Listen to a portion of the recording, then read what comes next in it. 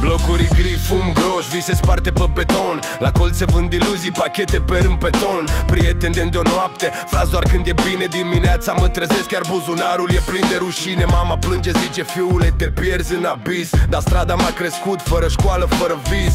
Curvele mă trag, drogurile mă frâng. Încerc să scap din lanțul, dar parcă iar mă prind. Viața asta mă lovește, dar încă respir. În ghetou doar puternicii reușesc să se mențin. Familia plânge, prietenii mă mint, dar rimele astea sunt singura armă ce-o simt. Viața asta mă lovește, dar încă respir. În ghetou doar puternicii reușesc să se mențin. Familia plânge, prietenii mă mint, dar rimele astea sunt singura armă ce-o simt. Am dat-o pe nimic, am crezut în frați, dar când banii s-au dus, s-au rămas doar hienații. Curvele te iubesc doar cât rulezi hârtia. A doua zi dispar, la fel și bucuria. În spatele blocului, povești scrise cu sânge. Un prieten tras pe nas, altul nu mai ajunge. Viața e o loterie, străzile-s cazinouri. Ești și viu din ghetori, îți găsești locul la zăpadă jos, la ghețar nou.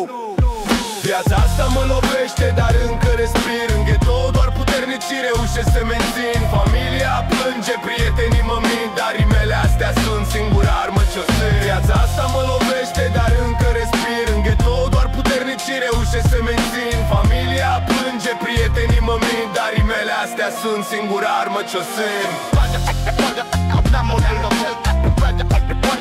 N-am avut lux, n-am avut lux, doar cartiere blestemate.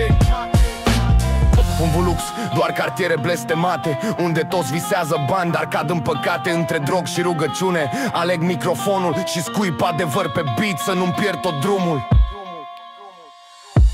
Viața asta mă lovește, dar încă respir. În ghetou doar puternicii reușesc să mențin. Familia plânge, prietenii mă mint, dar rimele astea sunt singura armă ce-o simt. Viața asta mă lovește, dar încă respir. În ghetou doar puternicii reușesc să mențin. Familia plânge, prietenii mă mint, dar rimele astea sunt singura armă ce-o